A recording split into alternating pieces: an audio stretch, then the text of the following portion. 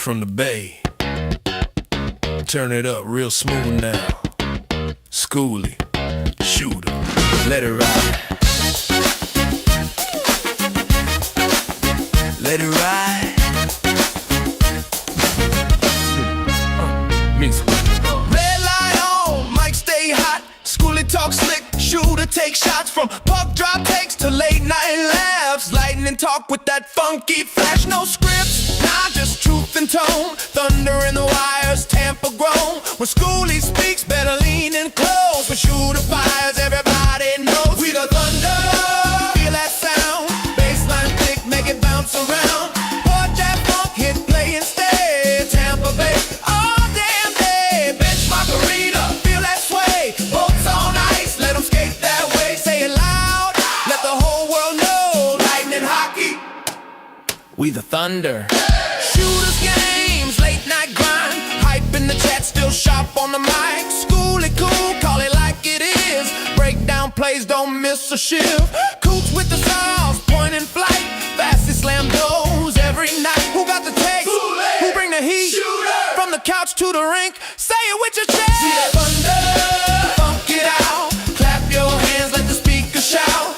Benchmark rockin', Tampa Bay, blue and white. All damn day from the season grind to the go home blow. It's lightning hockey. We the thunder.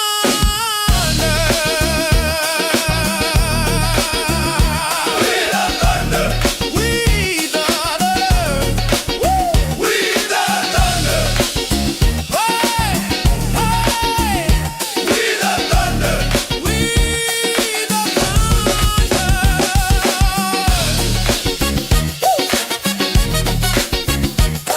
Welcome to We. Thomas, you do the thunder sound effect. A thunder. My name is Rob. My friends call me Shooter. You can too. Holster that shooter, stalker, or I'm putting you right in the ground. I don't know what that means, Schooley. That guy's Thomas Schooley. I'm pretty sure I'm the only one that calls him the Professor. Sometimes may be good, sometimes may be shit.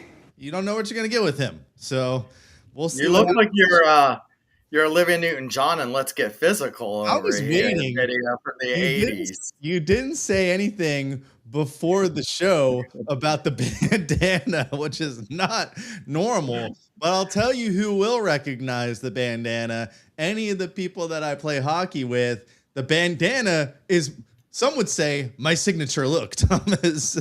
Because remember back when you met me, my hair was long. And didn't we talk about it a couple weeks ago when we were winning Stanley Cups? I had long hair. Carly's not on board. She's not on board. But I do need a haircut. But when I started playing, or when I had long hair, that's when I started wearing the headband, and I could never let it go. Like I never felt the same without having that headband, even when I like cut all my hair off. So anyway, if there's anyone from hockey out there, they're gonna recognize me. Thank you for saving your rude comments for the show. all I keep thinking is let's get physical. Physical. All right. You're gonna make me take it off. I'm feeling self-conscious. All right, we've got a great guest, but we're also let's tease a little bit. We're giving away a Stadium Series jersey. I don't know if anyone heard, but we're giving one away next week. We also gave one away last week, so I will drop that in the chat later. We'll talk about that. Thomas Schooley just went to Block Party Live. Spoiler: who's the guest? Jake Gensel. Jake Gensel, we'll talk a little bit about that. We don't want to spoil too much. It doesn't come out till next Wednesday. And then we're going to talk a little bit about what we know is going on with the Stadium Series. It's so close. There's not that much information out there, but we've kind of gathered what we've seen and what we know is going on. And 11 days. 11 days.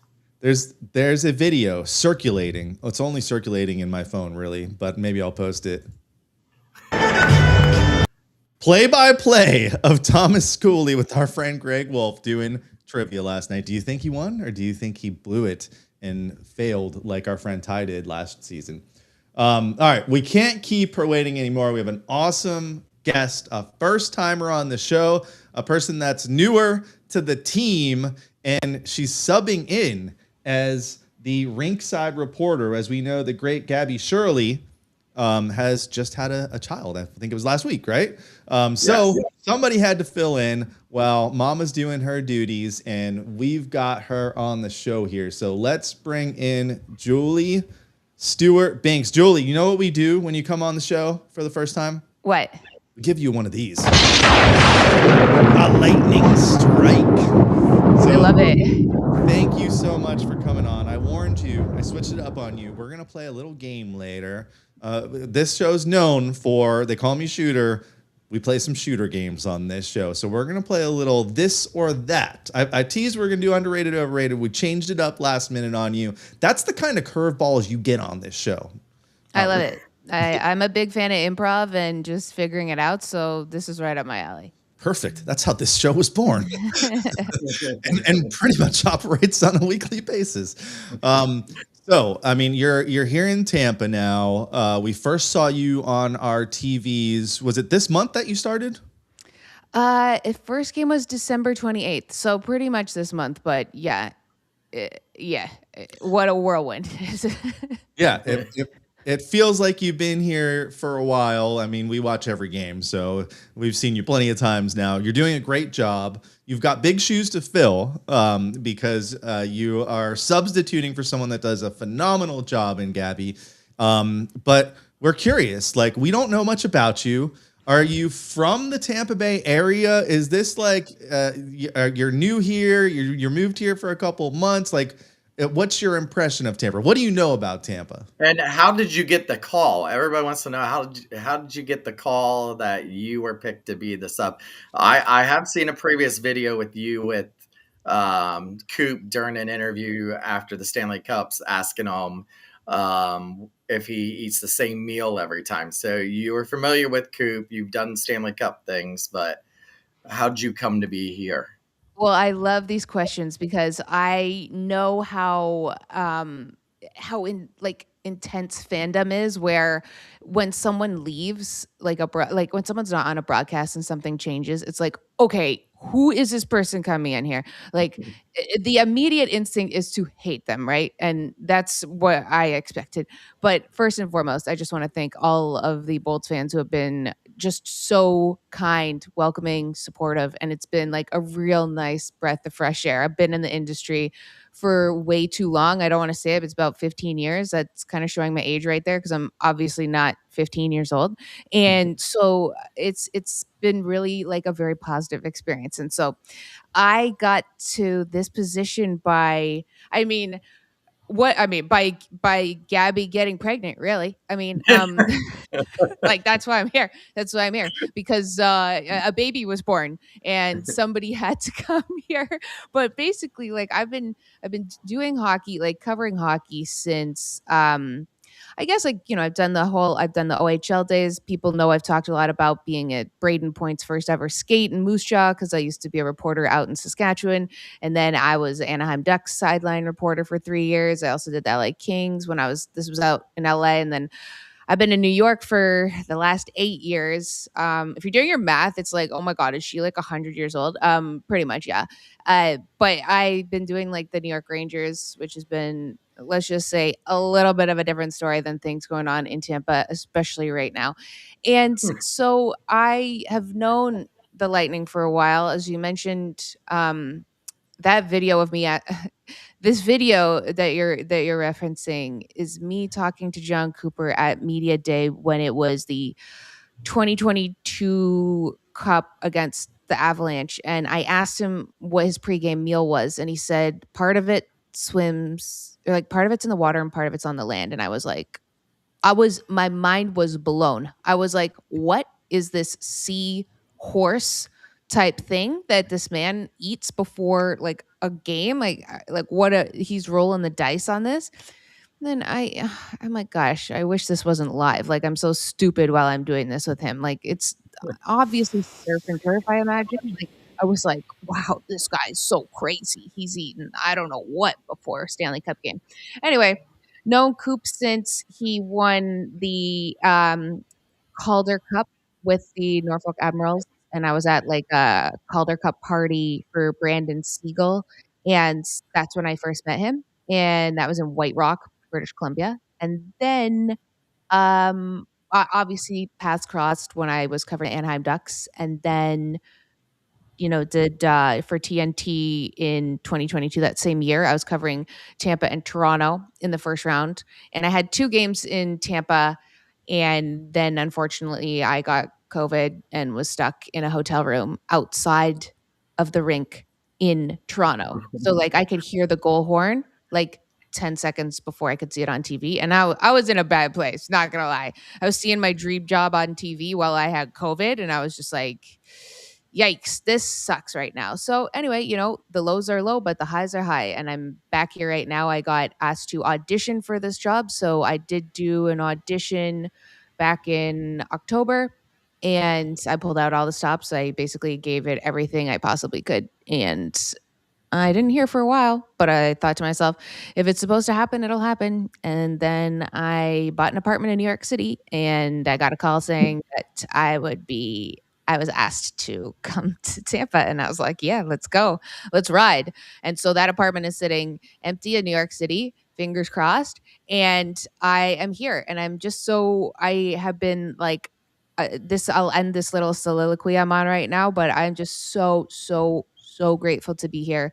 I'm so happy that two very good things can happen at the same time. Gabby can have a baby and start a life as a mother, and have this awesome experience, while at the same time I can do hockey again, and then she can come back when the regular season is over and other things happen. We won't talk too much about that right now, just because superstitions.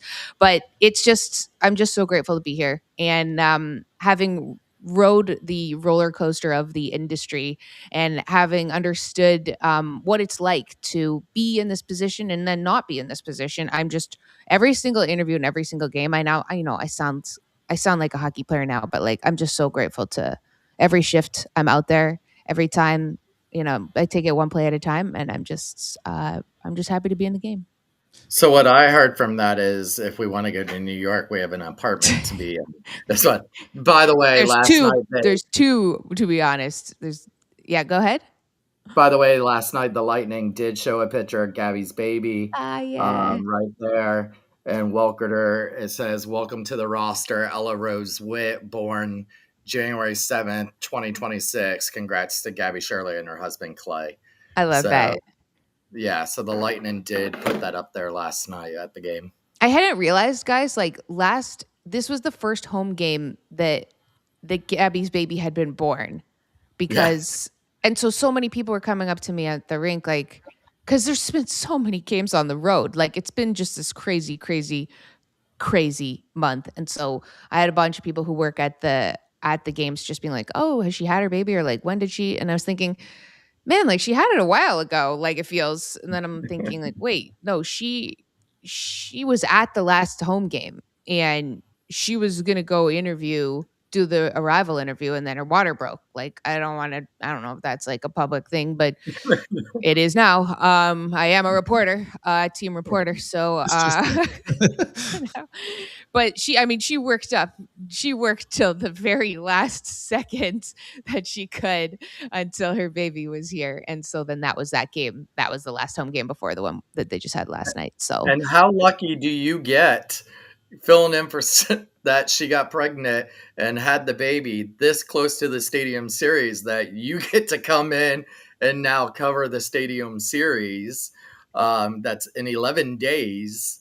But wait, does she? Because Stadium Series is kind of the NHL. Oh, it's not, right? That's right. Yes. Do you have any? Are you going to have an assignment for? Well, I mean, what does covering really mean at this day and age? No, we're going to be. I mean, I don't know what I'm supposed to say. I know I'm allowed to come on this podcast. That's what I know. But we're going to be doing like a pregame show, and I'll be doing some other stuff, but not for ESPN, but for the Lightning, like, and Scripps, the Spot will be doing a pregame show, and I'm super pumped. I've played in an outdoor game in LA before, like they had a media game, and I was very fortunate that, again, I apologize in advance if I seem to drop names, but like this is just how my life has gone. When Luc Robitaille asked me to play in the game, and I'm like on a line with like Cuba Gooding Jr., And I remember being like, I'm obviously dead right now, because it's not real life. Like, and we're at Dodger Stadium and we're on skates. Like what? It was definitely, we were guinea pigs. So I saw what it was like, and I think that like the NHL has obviously done a lot of science and a lot of work to get like the ice right, to get everything right. Like we've seen like Tahoe, we've seen everything, and I believe that this is like, I just see like, a chemist, like a crazy mad scientist, like we're gonna get it right. Like this is how it's gonna be. And I totally am very excited to see how much work they put into it. But like everyone, they've said they put the most work into this outdoor game than ever before. And so it's I think these are, I mean, I'm just really grateful that this just sort of happened to be, I happened to get swept up in this incredible world of which is the Tampa Bay Lightning hockey, which includes the Stadium Series. So, and it's Gasparilla, which I've never been to before, and I'm learning a Oh, lot about. I'm going to tell you the same thing Greg Wolf told Jake Getzel tonight, because Getzel said he's never been to it either, but he's got some buddies and family coming in town for the Stadium Series, so he is going to go check it out. Pace yourself. Greg Wolf did the great pace yourself, because it's a long day and you're going to see a little bit of everything and a lot of stuff you don't want to see. Yep, I can imagine. That's It's what Pat fun Maroon for said all the on the pirates. broadcast the other night. He was like, "Don't get too hungover." I was laughing. I'm like, I love that Patty is saying this on their broadcast right now. Just like, don't be too hungover. You don't want to like ruin the next day. Da, da, da. Like these are tips for people watching our broadcast. They're true. They're true. No lies detected. And I will say, I just expect, like, I'm living in downtown Tampa right now, so I'm expecting absolute chaos. And I love like I love the pomp and circumstance. I love themes. I love costumes. I love history. I'm gonna go to the Tampa Museum before and just do a little research on all of this, because I would like to, like, know what's going on before I'm like, yay, dressed up in pirate gear with like an eye patch on. Like I want to know. It's like St. Patrick's Day. Like, what's the history of this thing? Yeah, you'll Well, figure it out pretty quickly. It's Pirates yeah, in well, Tampa, and they've got a lot of alcohol with them. And Patty Maroon is the grand marshal of the parade this year, Of which course. is just insane because that guy's got to realize he's got to work the next day too, I'm sure. And I don't think he's going to hold back on drinking too many of those drinks, because remember, we had him here for 2 straight Stanley Cup wins, Yeah. and he was sharing his drinks then during those boat parades, which was and like, just know, living in downtown, the Pirates will be capturing downtown here in the next week. So So you will what does that hear mean? You're like, they so by the they way, you're gonna be held actually hostage. So they come in and they actually steal the key to the city from the yes. mayor. It happens every year, When do and then they do that part? it should be sometime next week, yeah. before it's the same week as the invasion. So it should be coming in probably Monday, I would say, Monday or Wow. Tuesday. Yeah, there's Oh. usually And all week stuff going on. yeah, The big and they parades. usually will do the cannons downtown, and a lot of people, they warn people downtown, hey, these aren't gunshots. These are for the Pirates coming and taking over Tampa. So Like, you, don't you worry, guys. It's just the right, cannons and the pirates, okay? Like, right. The one tip I think I'll give you is, I don't know if you have a vehicle, but do not plan on driving anywhere on Saturday. no, Oh, no. And even like walking, because you might just walk down to Bayshore to go check out the parade area. It's just a sea of people. Like, it's a traffic jam of people to get over those bridges. So Okay. just be prepared for a ton of people. 75% of them are going to be wasted. Yeah. So Like, I have a good idea in my mind of it because I have put myself in these types of positions before. So I have navigated very big parties with lots of drunk people. So I kind of have, I mean, just for research, of course, I know what this is like a little bit. But I will say, you guys mentioned when you guys were talking about, like Pat Maroon, I just wanted to let you know, like, I remember him back Sorry, I just went when he was with the Ducks, and that was before he was Patty Maroon Grand Marshal of of Gasparilla, 2-time Stanley Cup champion, 3-time Stanley Cup champion. Like Yeah. that guy is like that guy is like I don't even know. He's the ultimate. He did it, guy. You know, like the ultimate living the dream guy. I would say. Yeah, no, we love him here. If you can drop our name, I know he knows about us because we actually used to. So he had, I don't know if he still does Letty dressing, but he did like a shampoo and conditioner and hair gel. I actually have some right over here, and we helped promote it for him. But we've actually never had him on the show. Someday he's on the wish list I bet. with Phil with Espo too. So. If you can drop them a line, let us know. I'll do my best. Yeah, I'm sure they're all pretty busy. So let's talk about this team. Like, you know, you came in like in the middle of a huge winning streak.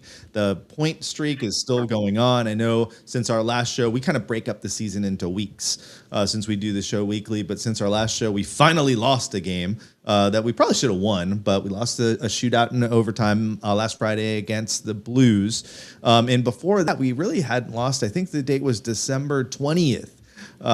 So it's been quite a run for this team. And you probably know we had one of the worst starts in franchise history, definitely the worst start in Cooper's tenure here. But like, do you sense like a excitement in the room with what's going on with this team now? Or does it just seem like, you know, you're covering a team like the Ducks back in the day? Is it different? No, it's 100% different. It is, it's unique. It's really, first and foremost, what a great time to come in to cover this team.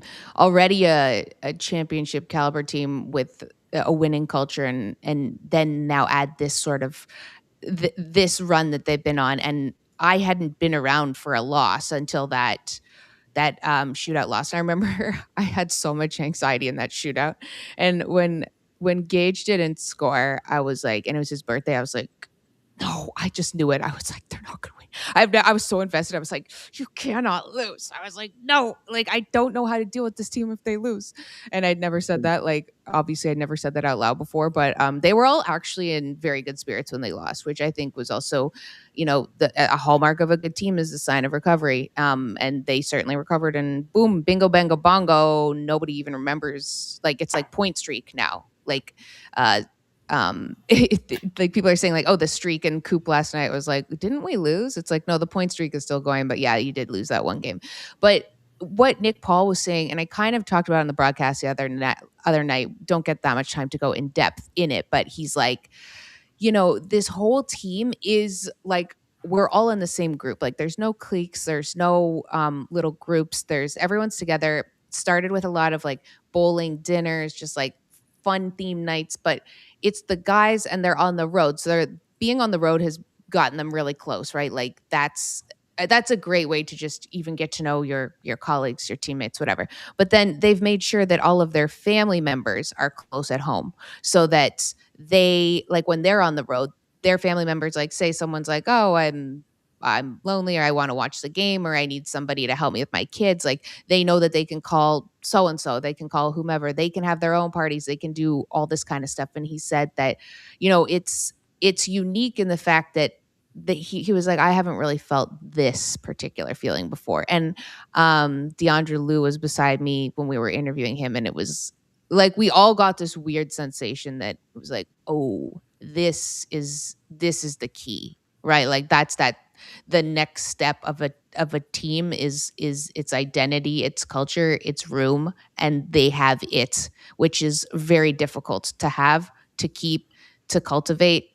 And you get like kind of goosebumps even thinking about it, hearing them talk about this this love that they have with each other. But then to that point, what I also love about it is that they do not they have a lot of fun making fun of each other, because like I'll go in the room and I'll get interviews that I'll record on my phone that aren't on TV, but then I'll use the quotes in hits that I do, and like there's always guys razzing each other in the recordings.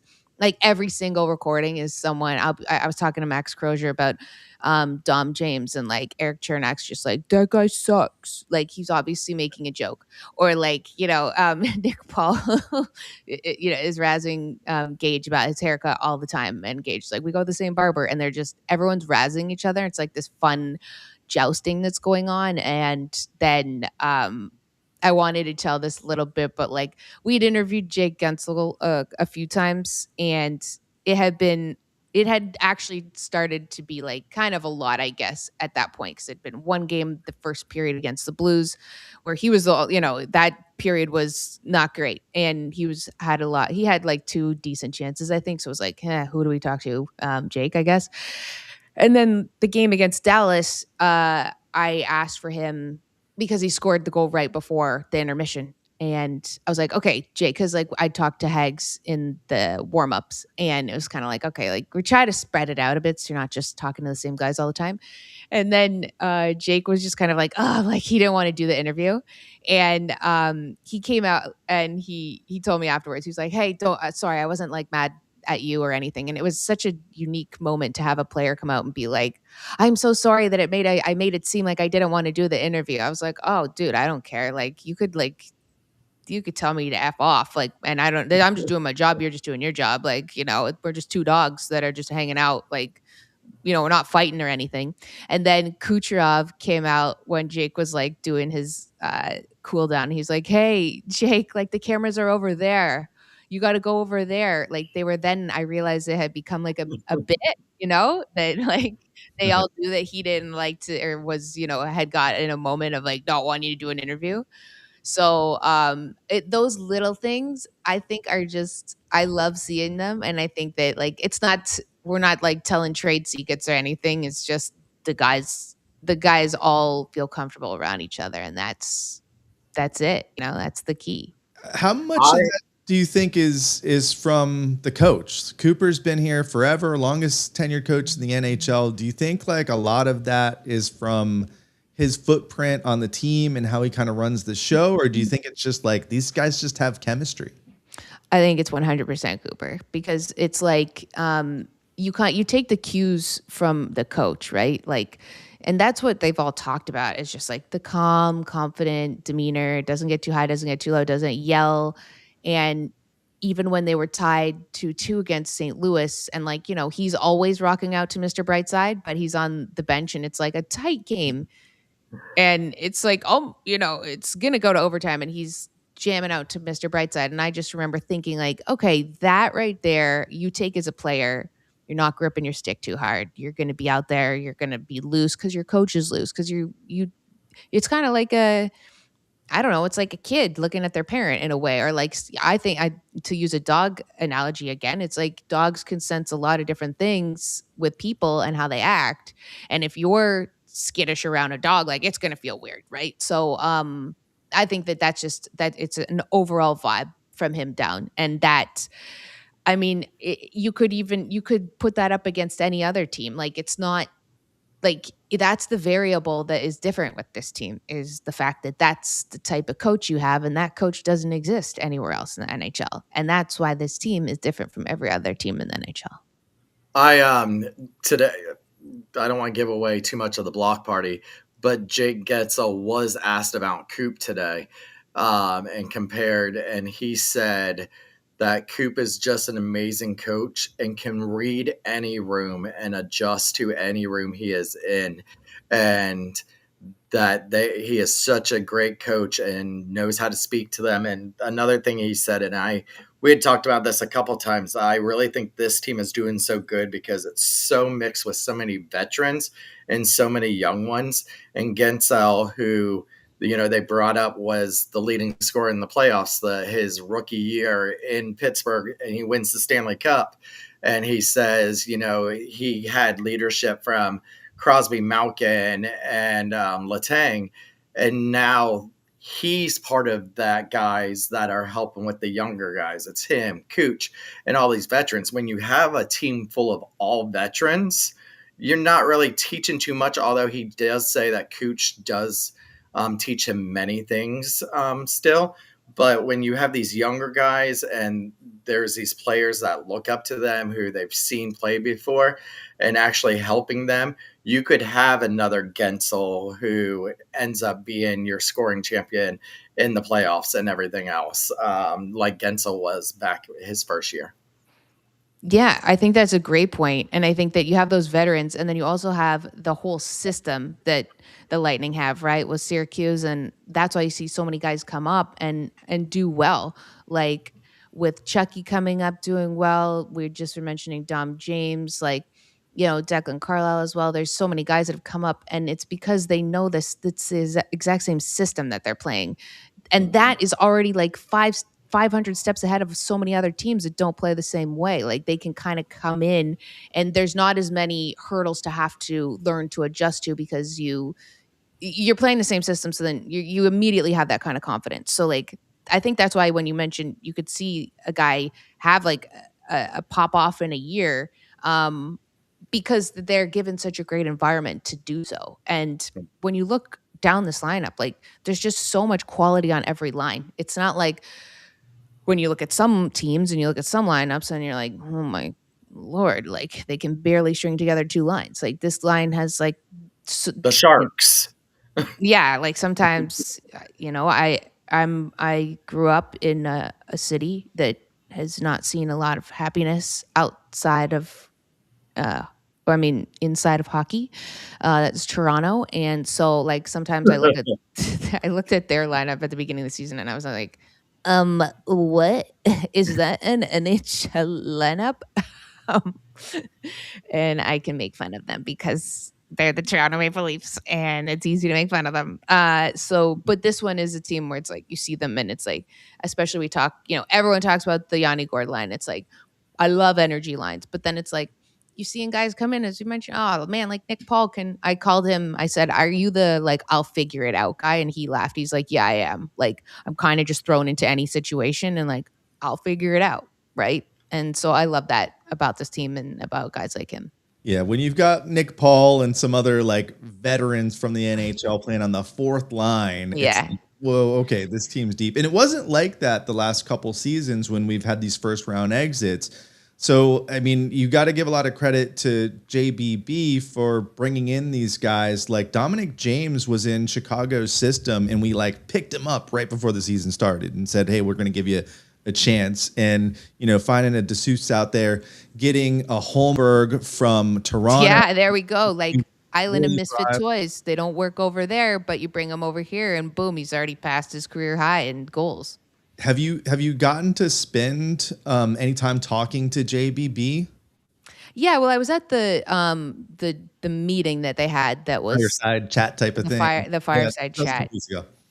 which was great. I mean, that transparency and the openness for us to really ask any question we wanted to was remarkable. And I was interested in that at that time because of the timing with Team Canada, because I asked them a question like, so when you're in the room and you're trying to figure out Team Canada, and you're all sort of, I said, is it kind of like a jury where you're deliberating? And he was immediate to say, and I kind of like, I know it's not a jury, because it's not one or one thing or the other. But he was like, yeah, it's not a jury because it's not, guilty, non-guilty, or a plaintiff, defendant. It's like 8 different things. He's like, imagine like people are in there and they're trying to, like, you do have to vocalize why you think a player should be on the team, why you don't think a player should be on the team. And he's like, you do have to have good arguments, right? So like think about that.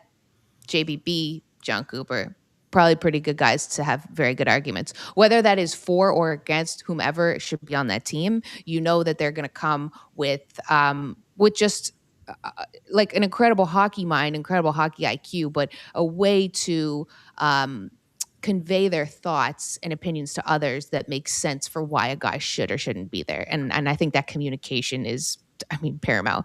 But JBB keeps impressing me every single time I see him, I meet him, I talk to him. And I'm personally like, oh my gosh, I need to be a better person whenever I see him, because he's like very, like, he is the epitome of like success. So that's great to have that as your general manager. That's all I got to say. Yeah, it all starts at the top, and I'll tell you, you have a tough job because you've got like first of all, hockey players. Let's be honest, not the easiest to interview, and not all of them, right? Like some of them are a little bit chatty, but I'd say most are. It's tough to really get like a good sound bite out of them, and you haven't even really had the chance, like at least on game days, to deal with the captain. Victor Hedman's been out. I know he's been I haven't even.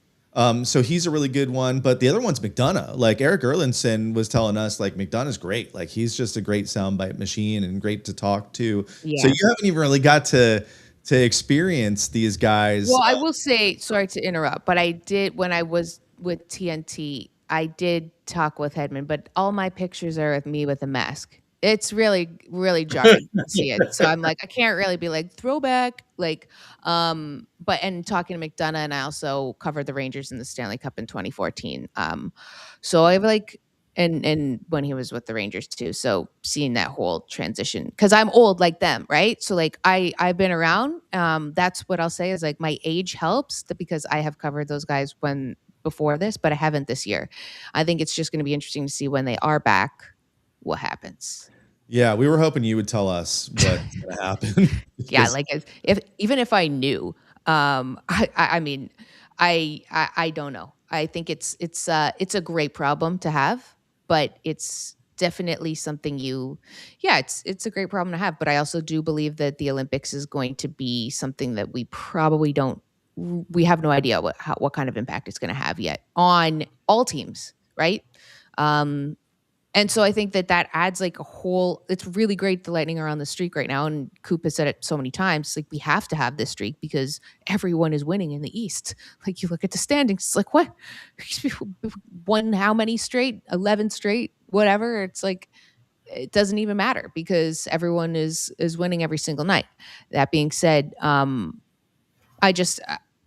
saw what happened after, not really what happened, but like Four Nations, nothing really like you don't really learn anything from that other than that was maybe guys get confidence or whatnot, that kind of thing. But I'd say, and maybe some guys got injured, but like, I mean, the Olympics is something that will be unlike anything else. And I'm going to that too. So I'm a little stressed right now with like planning a pirate outfit and then also like doing my onboarding for like going to Milan and like, all that kind of stuff. So it's a little bit cuckoo for Cocoa Puffs over here. Will we I'm see? going to Jacksonville.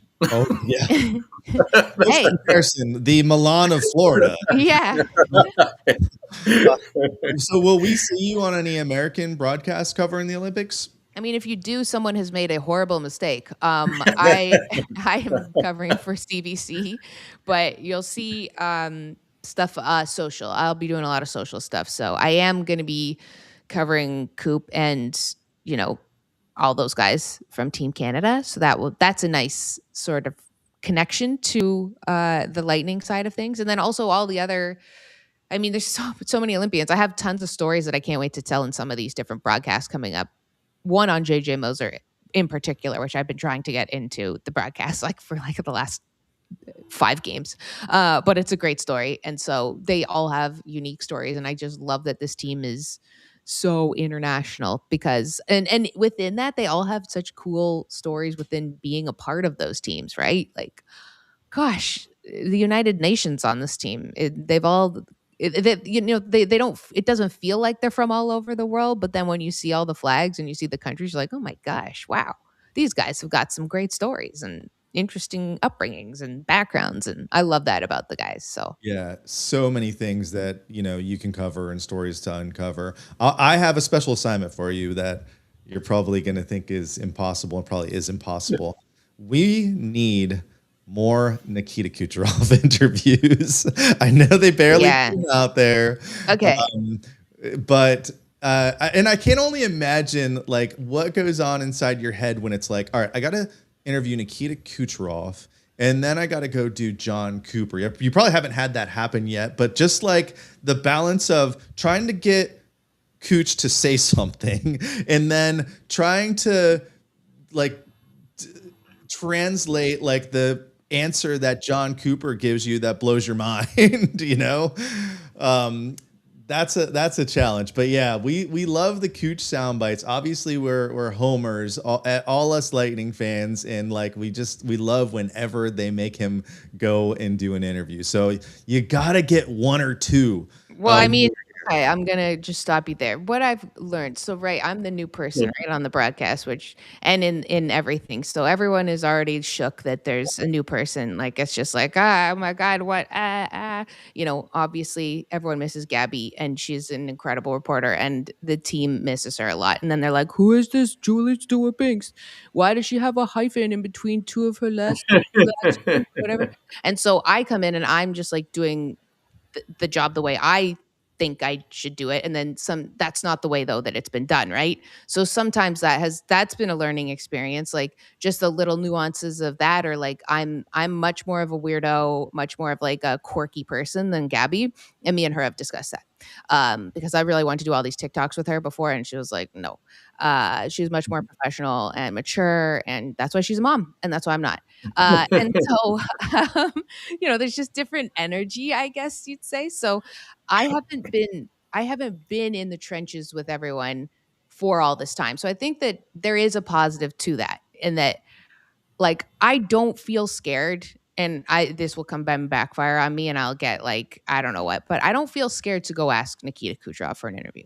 Like my job, like I don't feel scared to go sit down beside him in a stall and just say, hey, like buddy, like I'm Julie, I'm the new person here, blah blah blah, just talk to him, and I think that he could just be like go walk away from me and it'd be like, all right, I tried. But I think there's more of there's less of like a desire to be like, yeah, you don't do that, like don't do that, because he's probably not going to talk to you. And it's like, but what if he does? Like when I was with the Rangers, and when I say with the Rangers, when I was in New York, like, so Artemi Panarin never talks on camera, but sometimes he does. And when you are someone that holds a microphone, like I remember just like I'd put the mic in and he'd be like, no, and I'd be like, take it right out. But then like the one time he doesn't say take it out is the one time he'll talk, and then people will be like, your boss will be like, what, you were there and you didn't get the mic in to talk to Panarin? And you're like, but he normally never does it. So you just like never know, something could change, and sometimes you just gotta like shoot your shot, honestly. And it depends on how the guy's feeling that day. It's amazing. Sometimes you can, like after the loss, I was so scared because again, I had never experienced a loss. I was like, oh gosh, I was like, please, everything be okay. Oh my God. They couldn't have been easier to talk to. And it was just me. I was the only person there. And I had my two microphones, which like just as like pulling back the curtain a little bit, like people normally hold them in one hand, two mics, like if you have to, like the Tampa one and then the Scripps one. But I hold them in both hands, like I'm like one of those airplane people that's like signaling. So Oliver Bjorkstrand was like I'm interviewing and I'd be like, all right, so blah blah blah, what was you guys came back, da da da da da, and then like ask him, and I'm like, and the power play clicking, like you're in the bumper, blah blah blah, and he was like, it's so weird watching you interview with the two hands. For anyone watching, it is really weird. So yeah, that's another little experience of someone doing the job a little bit different. But then the players, when you kind of like get them out of their normal routine, they're like a little bit more, I don't know, they're kind of they get out of their own cliches and own stereotype, like the way they do their job as well, right? So the energy is a bit different, and every team can use things that can kind of shake things up, and then they figure it out. So We also know we've gotten the opportunity to be up in the press box last season and then go down for the after game interview. So we also know, for a little bit of pull back the curtain, you don't get to pick your interviews. The yeah, team picks which players are coming out. Um, you guys get to pick one or two, don't you? That right off the ice and stuff like that. But when the fans see those interviews, that all the reporters, Eric Erelson, Jay Retcher, and Deandra. and Okay. yeah. Deandra, Ed, all of them. You walk into the locker room, and Brian Breesman has the three players that are going to come out listed behind, and then one player comes out, does a few questions, goes back in, and then they're like, and here's Nick Paul. And then he walks in, and then you go across the hall and you go into the room and you sit down, and then all of a sudden, head coach John Cooper. And then he comes up to that desk that everybody sees, and there's like a chair of like 40 seats in there. Mhm. And so sometimes you don't actually get to pick who you're interviewing. But so we've been there and done that. So we get it. Hold on. We've been there, and luckily we've had the opportunity to do this. Maybe we'll see you sometime this season. But ask Thomas how many questions we've had the cojones to ask on our 5 or 6 times down there. None. 0. We're not professional. It's No, like, but let's you know, not be there. that's okay. I'd say that I would like that's fine by me. But by not, you don't have to do that. And I think that there's like, especially when you're down there for some of your first time, all that, like, again, conceding to a lot of like the New York royalty. Rest in peace, Larry Brooksy. You know, I'd always like let him go first. All that. But when I came here and I was like, everyone told me like, you asked the first question. I was like, damn right, I asked the first question. Like, I'm going to. I'm not scared. And that's like Coop in the first interview at press conference. I was asking the second question, and he was like, "Wow, coming in hot on your first day." And I was like, First "Well, day. yeah." Yep. I was like, "Well, yeah. Like, this is this not the assignment that I freaking flew all the way from New York and left everything for? Like, I don't know." I was like, "I'm not supposed to ask questions for this job. This is it." But I'd say one funny nuance of the job. So on the road, we get to pick. I'll pick like who I want as the walk off, especially if it's like an overtime winner, shootout winner, whatever. And it's always been like great vibes. And then, but at home, it's always the first star, and it's never Kucherov. Will never do it if he's the first star. But the funny part is like say for instance, last night I interview Hagel on the bench, and then we go in the locker room, and then we interview Brandon Hagel again, and it's me asking the first question, and it's kind of one of those like you bump into someone again. It's like, it's funny to see you here now again.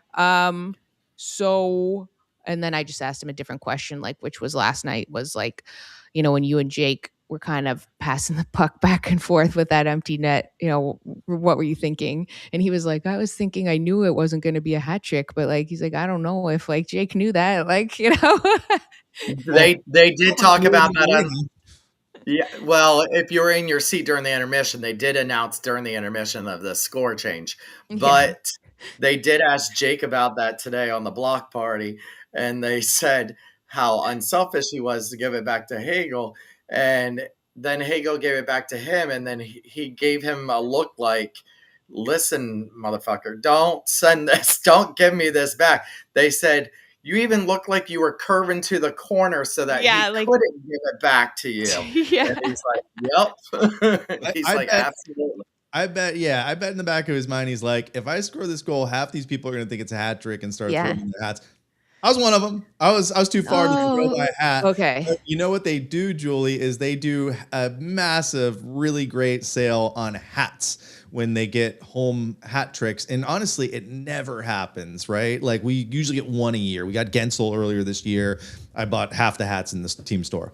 But like not just me, everyone's running down to the team store, and the poor people at the team store are like announcing it wasn't a hat trick. Yeah. I know. And there's just this gasp of people are like with their new hats in their hand, and they're like, am I going to pay $40 for this hat? I should split the difference in that situation. It was like, yeah, we were all a little bit confused, you know. Yeah, it would have been a smart move.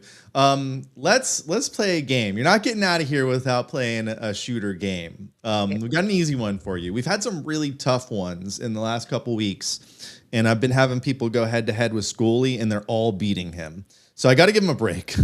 And we're going to do this game with you. And I think you're going to do really good at this because you know your NHL. Way to just instantly make me go in under those expectations. There's no wrong answer. Oh, okay, great. I love these kinds of questions. You could like piss off some Lightning fans, but nope, not doing that.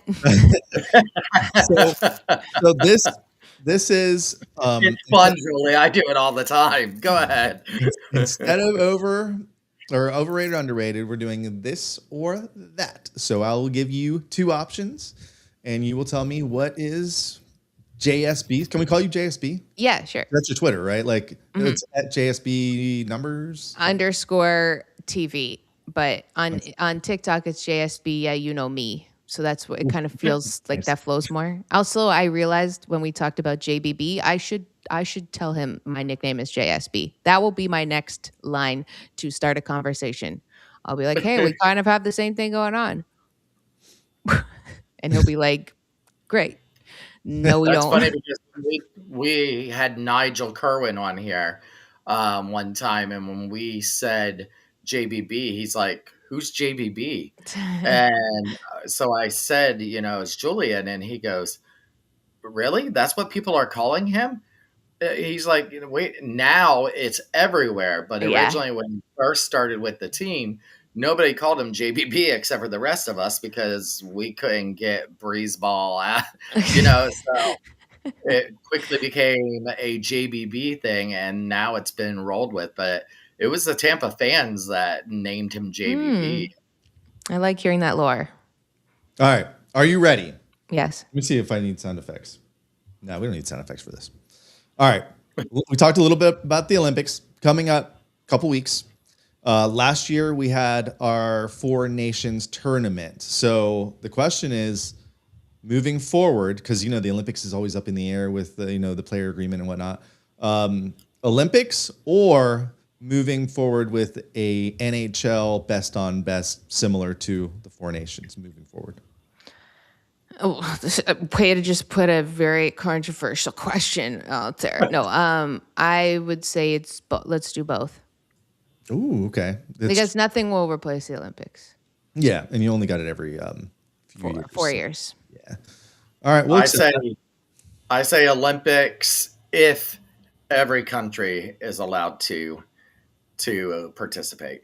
School. Yeah, and that's if something else happens in the interim, I think. Yeah. I'd love to see our Russian guys in the Olympics. Yeah, they would smoke everyone else. Like, well, you're Canadian. You're really going to say that Russia would look at some of the teams.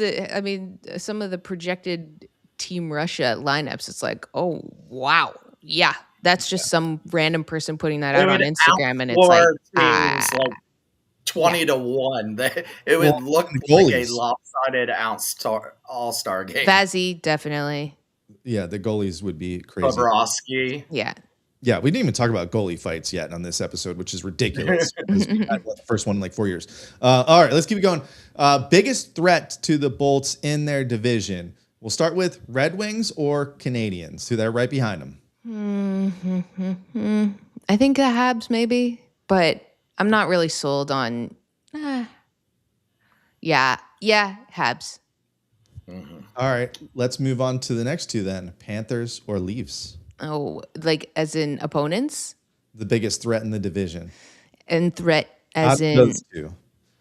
Oh, I mean, like I say Panthers because I think this rivalry has just gone to a whole new level just this year. And I think I don't think it's stopping. So I think that's their biggest threat, even though are they lower in the standings in the league? Everyone's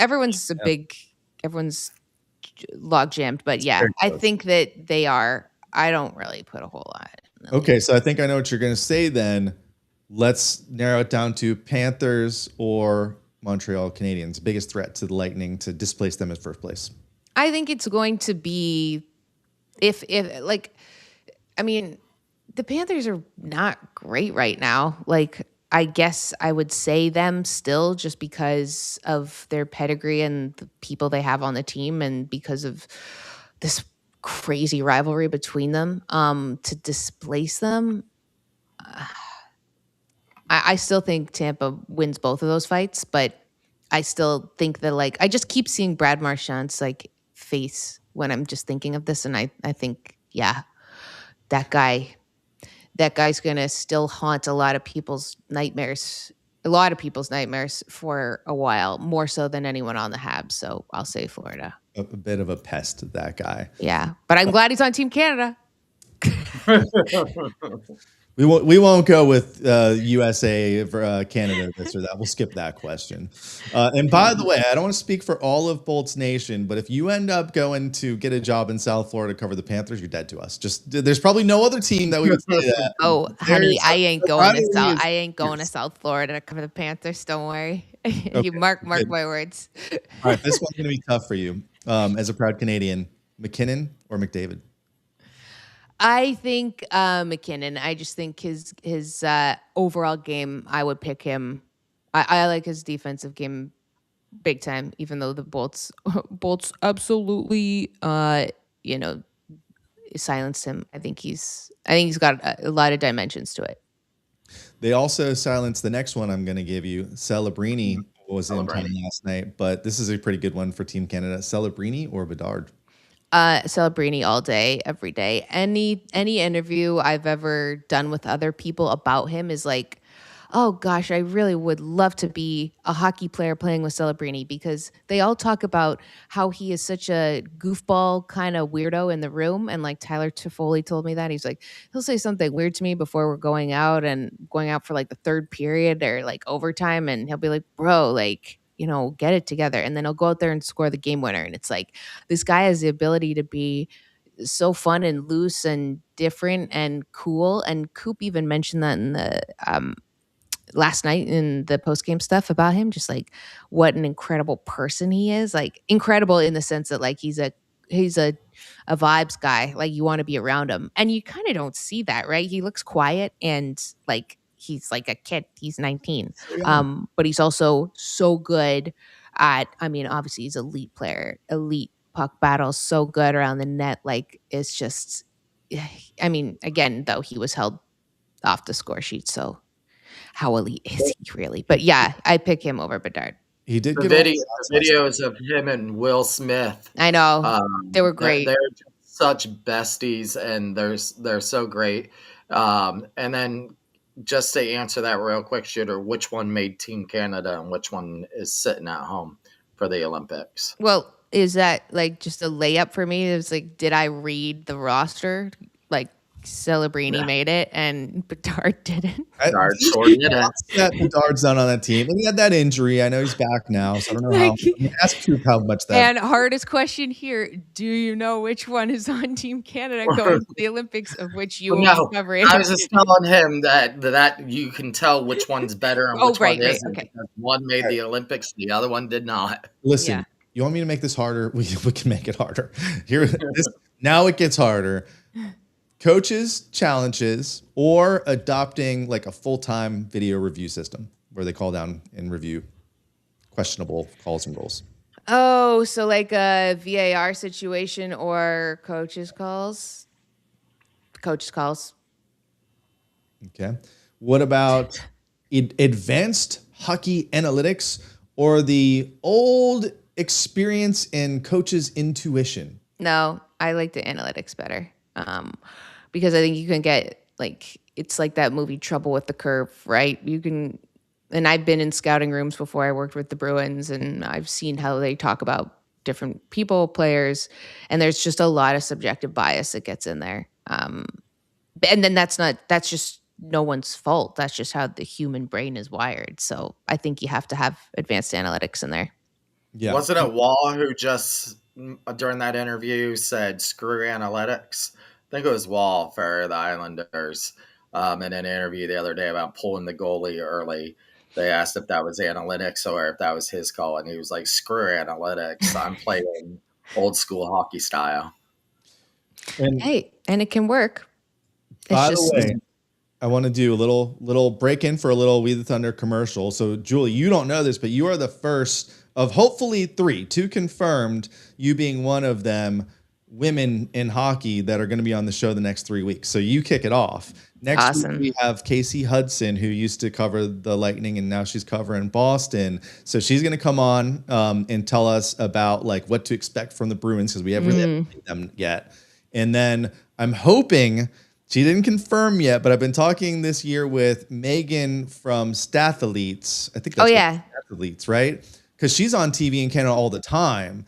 And she runs that company with the advanced analytics and everything. So I'm hoping she's going to be the third one on our first show in February. So we've got an awesome. We always wanted to make sure we had women involved in this because we know a lot of awesome women Lightning fans listen to this show. So this is that's good. We love an ally. We all are in this together. So, appreciate you guys using your platform to help feature women on there, because there's a lot of really hardworking women that you just mentioned right there, and so many more. So, and also shout out to all the fans, but shout out to all the ladies as well, because girl power.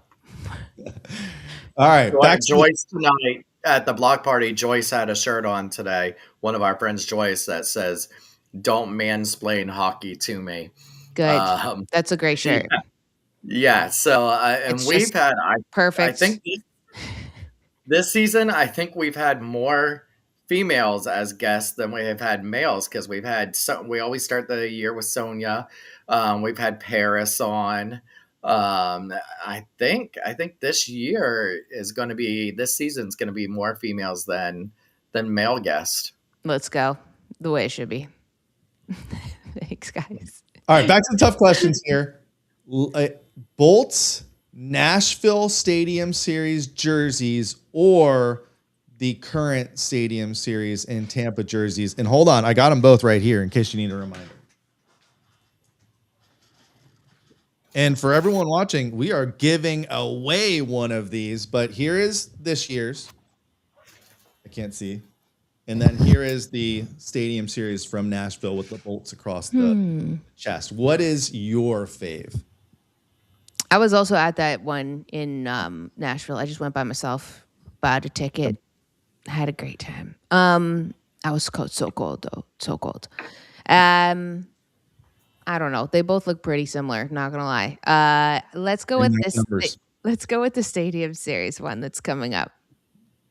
The new one. That's the new one. That's the correct answer. And I will put in the chat if anyone wants to enter our contest. Next week, we will announce a winner for that. And too bad you didn't know us back then for Nashville, because we had a massive party on Friday night on Broadway for this little get together. I miss that. It would have been nicer to have been there with people that weren't just me. Oh, we filled the barn. Eric Eraldson and Jake Retcher came up. Yeah. And we had the whole upstairs at Dirty Bastards. Lucky Bastards. Lucky Bastards. That was later. And then they started going downstairs too. It was a great time in Nashville. Awesome. That was awesome. That's what I said. I hate hosting it because we're not going to have those kinds of things here in Tampa. It was so much better. I'm glad we're getting this, and it's going to be a great time. But I want to do all these away again, because I love that, going to Nashville, seeing the players on the street, seeing them in the bars afterwards. Like that, to me, that made it that much funner, where now the players live here, so they're just going to be going home. Yeah, so it's kind of like a home game versus being on the road. Yeah, I get that. All right, continuing on. Tough questions here. Winter Classic or Stadium Series?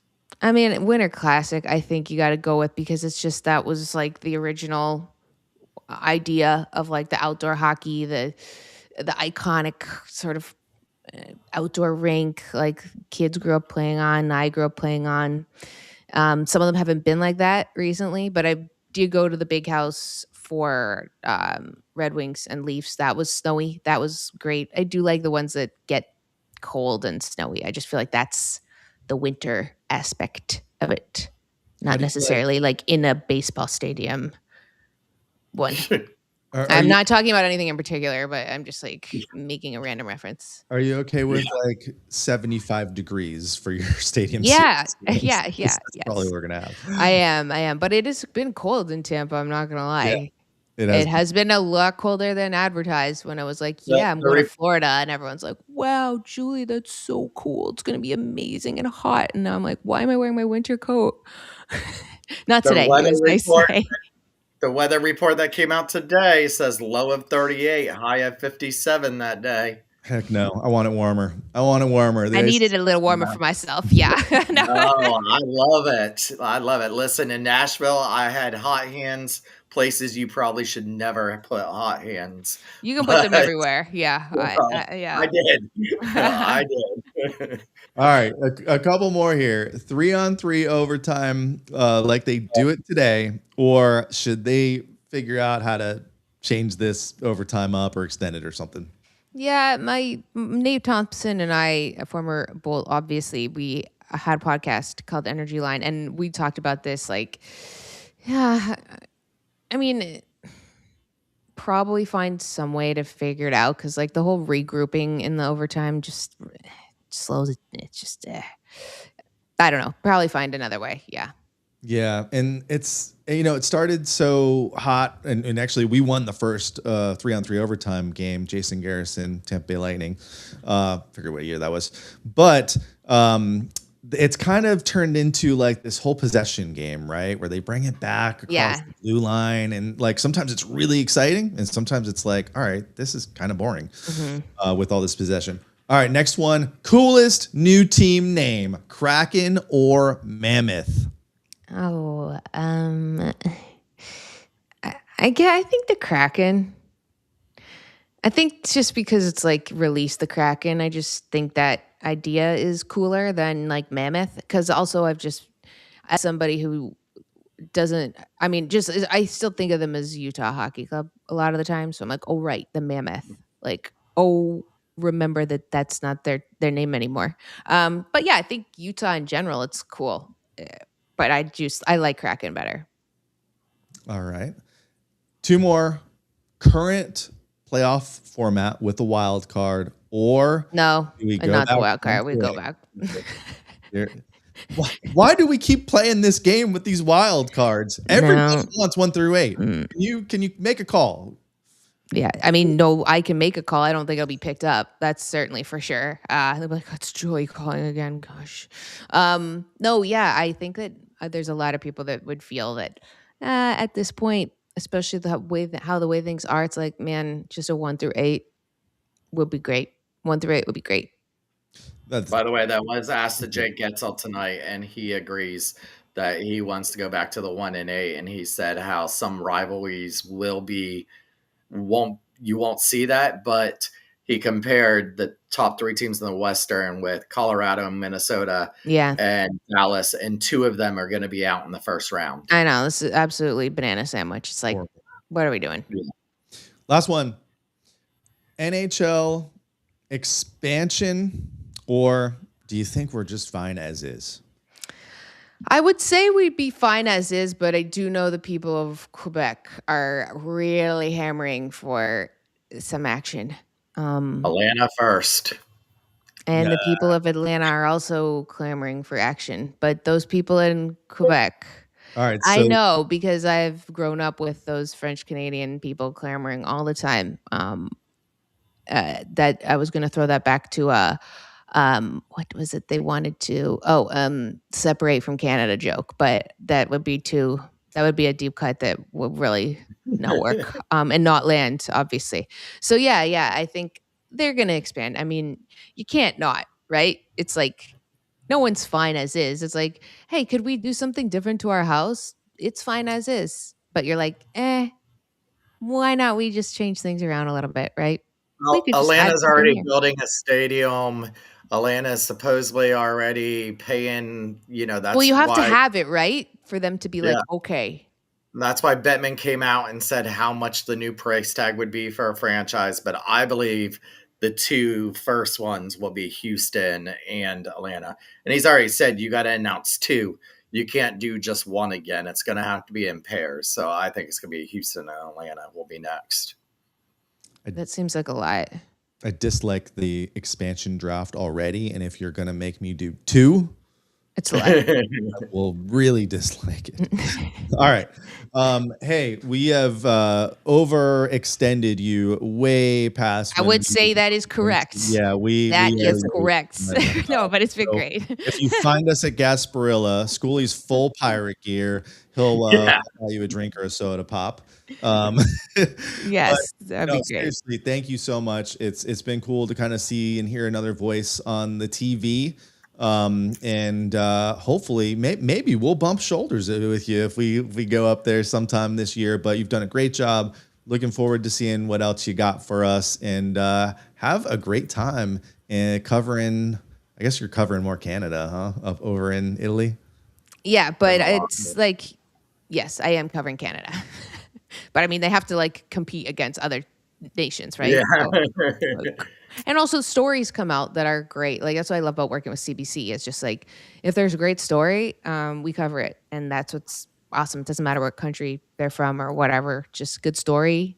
We want people to know about it. Especially, those are the great gems of the Olympics where you're just like, hey, I had no idea that like that woman was 9 months pregnant and she won that archery, gold in this. And you're like, from what, like all these crazy things from around the world. It's really quite amazing. That's what I love about the Olympics. It's just people doing incredible things, and maybe they reach their dreams and maybe they don't, but we can all relate to it because we've all had a dream and maybe we've gotten it or maybe we haven't or we've had to adjust. And I just love how it can connect to people at home. So that's like my biggest love with the Olympics. But I will want to say thank you so much for having me on, for letting me get to know you guys, letting me get to know some more of the fans. And don't worry, guys, Gabby will be back. So just remember, I'm a short-term rental, and then I am out of here. You can just kick me right out. But that's the one nice thing about being like the new person is like, don't worry, I'll be gone. You're like the substitute Listen, and teacher. just so you know, it's not. There's some people out there that wouldn't mind you staying. Well, I've only if been they keep this like point streak up. I'm sure it'll be like they I've won't been let me leave. I've been getting some messages while we've been on, and that's why I've been looking down at my phone about how they like you here. Oh, wow. So Thank you guys. I mean, Any messages about my bandana? no. I think it's cool. What? It's got like a dodgeball vibe to it. Yeah. So let's go. I know you're too young to know who Olivia Newton-John and I am way too young to know who Olivia Newton-John is. I appreciate you guys reminding everyone how young I am to not know that. No, but and also I saw one of the comments from Jason who said you should ask questions in the scrum, and you should, and don't let people scare you from asking questions. I should have said that, and that's what.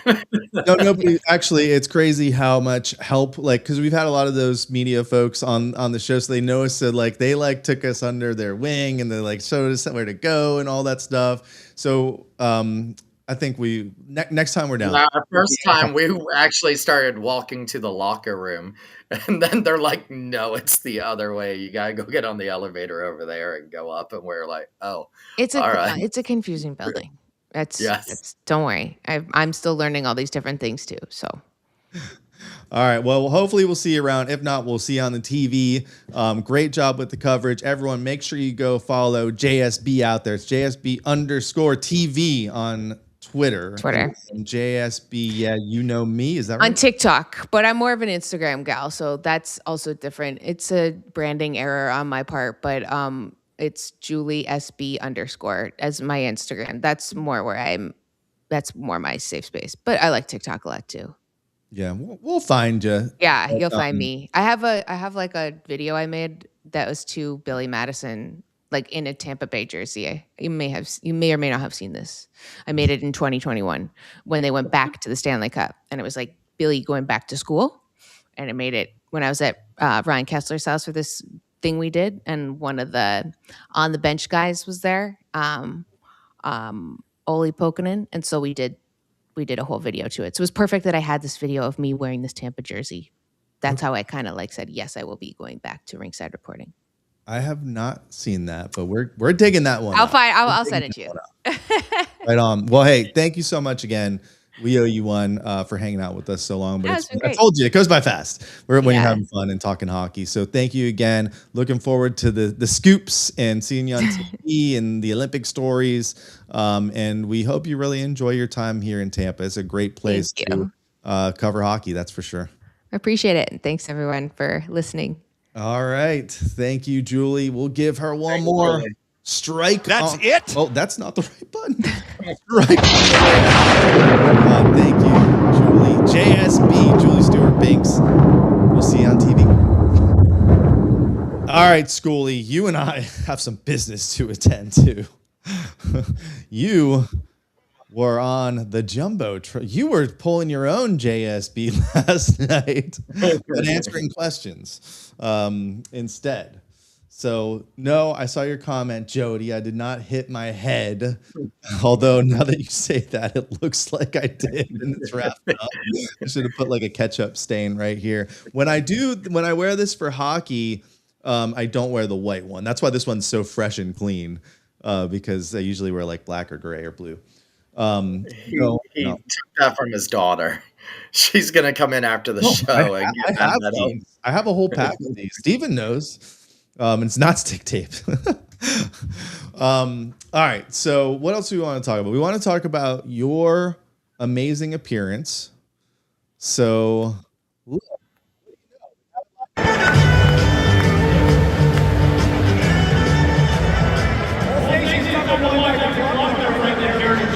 our Thunder Trivia. Thomas here goes the introduction to our Golden Knights of like you, my friend, has yet to be put to the test here with our Lightning Trivia. So you are going to get put to the test here. We have So hold on. At this point, I'm trying to look, you on the Jumbotron. I'm right in front of you. Are you nervous at this? Or are you just like, I'm a professional podcaster basically at this point, and I know the Lightning Trivia. Are you nervous at this point?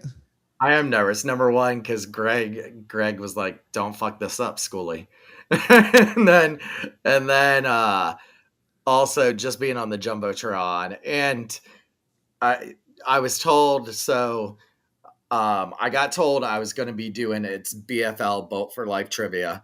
So I was told by my rep that I was picked for the BFL trivia and that Blue Crew was going to contact me. So Blue Crew texted me and Rob was sitting with me. Shooter was sitting with me last night. And the text said, "We're going to come during second intermission. Please make sure you're in your seat by second intermission." And I said to Shooter, I was like, "They do it during intermission?" Like, and he's like, "No, they're just going to take you down there." I said, "Yeah, but they're not going to have us sit there for 20 minutes. So first intermission, right before first intermission, I always run to the bathroom. So, because you guys know the lines there, Shooter goes out usually to the beer garden, and I come back from the bathroom. I'm sitting in my seat, and I get a text that says, let me know when you're back at your seat." And I'm like, I'm at my seat. And then I look around and I see the Blue Crew down at the other end of my aisle. And so I like raise my hand. And so he comes over and Shooter's like, "Well, I'm going to go with you."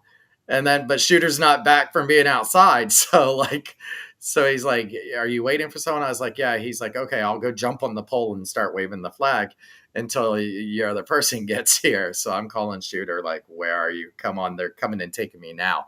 So that's when the nerves start hitting, because I thought we were going to have a whole nother period before this.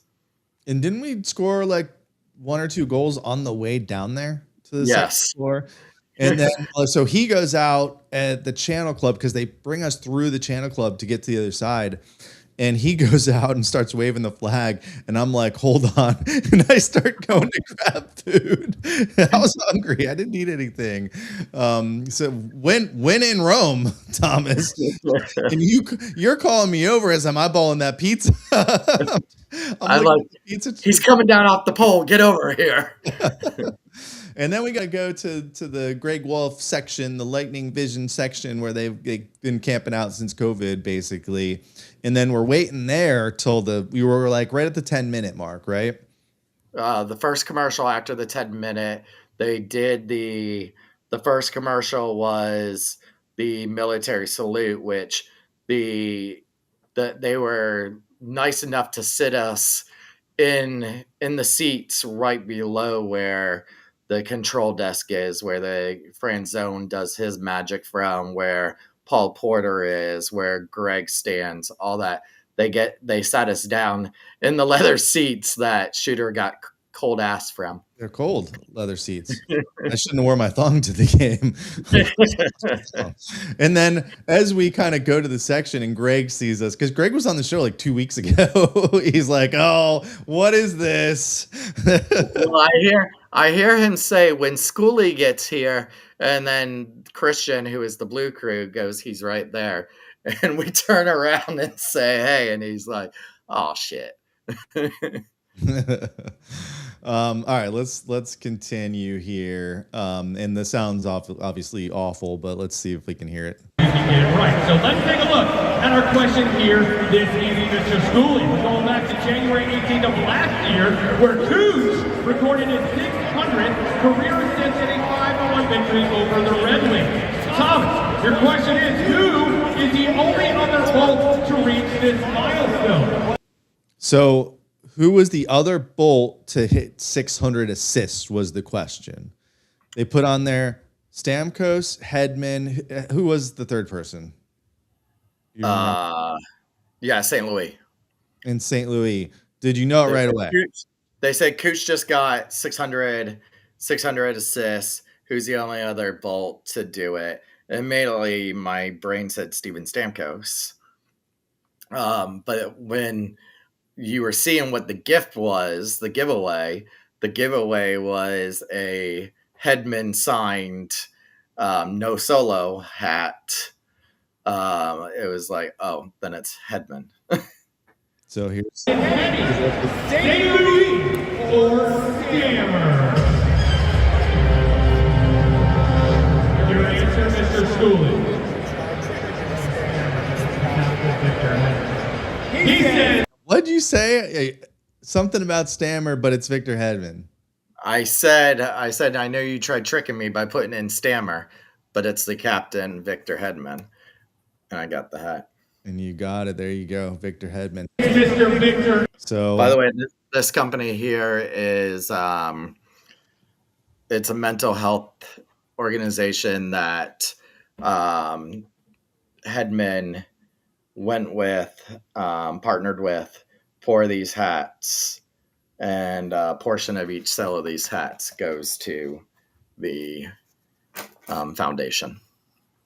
yeah, and Greg was wearing them. The Blue Crew was wearing them. So I guess we'll see more of that. Well, plus it was hockey or hockey talks. It was mental awareness, hockey talks. It was mental awareness. They started with a nice video of Sonia, and then we ended up getting, and Sonia made her return yesterday. And then pictures of us hanging with Sonia. There it is. During then the she came out to say hi. No, it was during the game.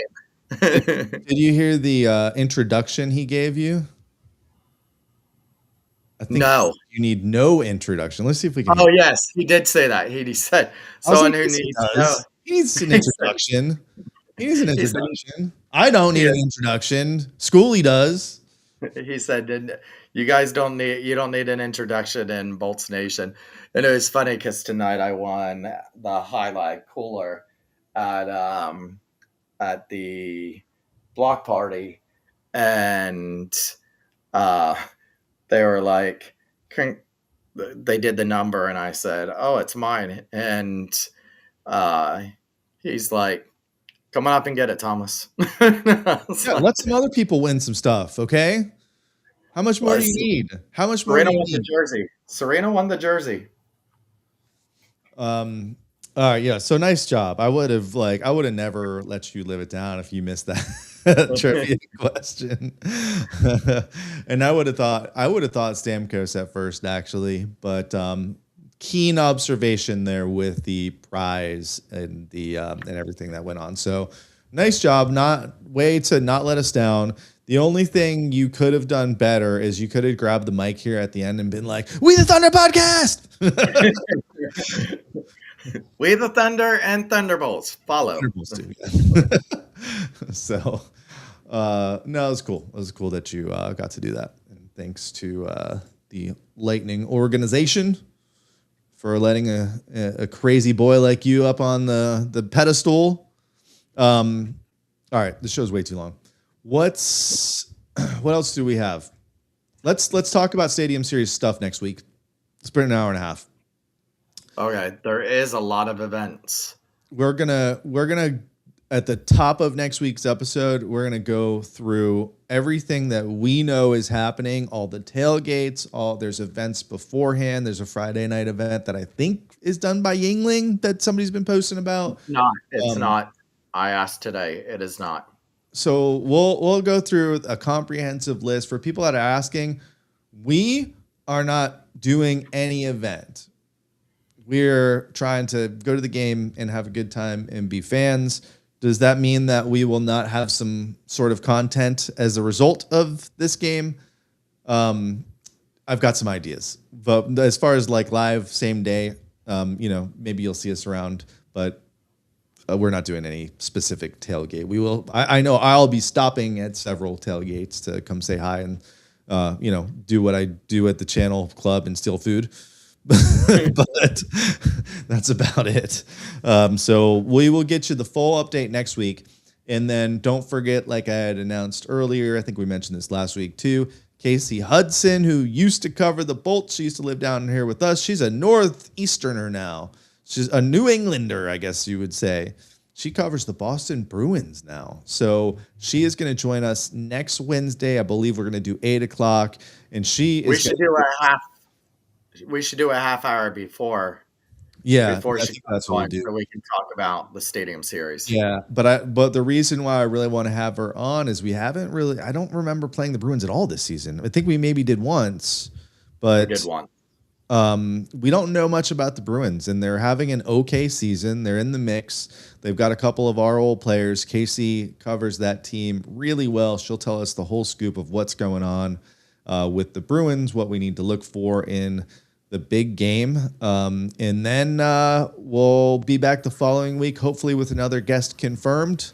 Like I said, another woman in hockey. So we'll have the trifecta here. And then we're into the Olympic break. We played them October 13th. It was the third game of the season. We beat them 4-3. It was on the front half of a back-to-back. That was our win at the beginning of the season. That was our one win at the beginning of the season. But they're a pretty decent team. They've managed to kind of get these veterans and put together a team that's got a little bit of chemistry. Will they stick and make the playoffs? Only time will tell, but hopefully they will lose on February 1st here in Tampa. All right, you got anything else, Schooley? No, I'm headed to Jacksonville for work. Hold on. I've been saying for the last hour and a half, I'm going to drop the link to sign up for our jersey. Stadium Series jersey is the grand prize here. If you go to that site. Oh, that's sweet. That's better than the other ones they used to give out. Yeah, if you go to the site, you cannot win that cooler, but you can win a Stadium Series jersey. It will not have a name and number, so it'll be blank. You can customize it to whatever you want. It is only a size 54. We can only give out what they send us. So it is a 54 jersey, which essentially is a large to extra large. Stop showing us stuff that we're not giving out. Don't look at his screen. I'm just opening it for the first time.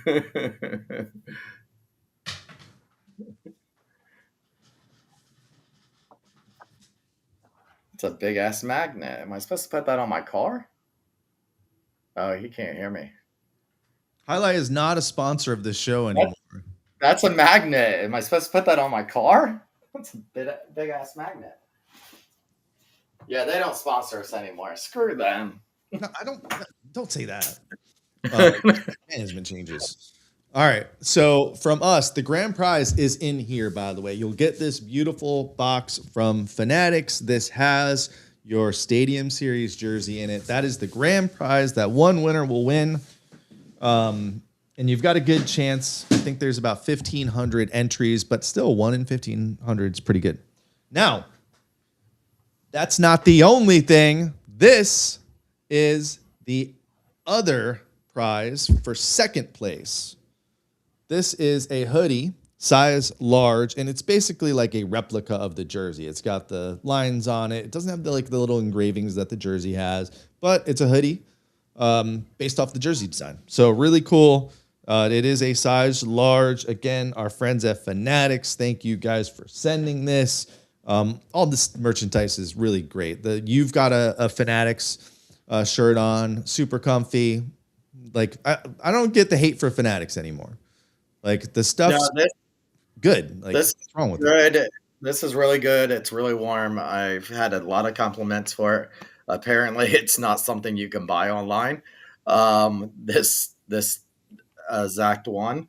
So it's kind of cool that they sent it to us. We got our jerseys customized last night. We did. Third prize. And I might add a few different winners because we do control this one, which means you get to pick what size you want because we will print them after you win. Our shirts. And this will be really your last chance because we're really not going to have these after the game. So get them before the game because we're going to shut down the website. If you want to get it shipped, it's about $30. They'll definitely get there if you buy them today, and probably up until like Monday or Tuesday, you'll definitely get it before Sunday. They're made and shipped locally. Freeze the Bay. It's got the patch design, the unofficial patch design that we made on it, and then it's also got on the back our logo as the patch design. I don't know how well you can see that, but we're gonna use that logo moving forward sometimes, the little patch, We the Thunder. So make sure you fill that out. You have multiple ways to win. It's following us on different platforms. It's posting, it's reposting. Even if you follow us, we've made sure to add some things, and I'll see if we can add anything else for you loyal folks that have been there from the start. So make sure you check Twitter because that's where I will post that we've added more options, but there's like 12 different ways to enter. So go and do that if you have not already. And then we have that set to end on Thursday next week where we will have some winners. So thank you, Fanatics, for giving us the chance to give out some of your awesome merchandise for the big game. Cool. Yes, absolutely. All right. We will see you guys next week with Casey Hudson. Anything else? No, let's get out of here so I can eat my Japanese style egg salad sandwich from 7-Eleven. Too much information. All right. Good time, guys. Big game. We didn't even talk about the upcoming games, but the next game, I believe, is on Friday night. Oh, right? Chicago? No. Well, I know we play Saturday because I'm headed to Jacksonville for work, and Sarah's talking about meeting up and watching Saturday's game. Oh, yeah. Friday, Chicago, Saturday, Columbus, Monday at home against the Mammoth. Sergachev. There you go. So that's the upcoming schedule, and we'll be back to talk about all those games on Wednesday. Hopefully, we will keep the streak going, the point streak, and right up until the Stadium Series. But we'll talk about everything that happens between now and next week, next Wednesday. Until then, this has been We the Thunder. Don't forget to be the Thunder. That's it? That's it. Yeah. From the Bay. Turn it up real smooth now. Schooley. Shooter. Let it ride.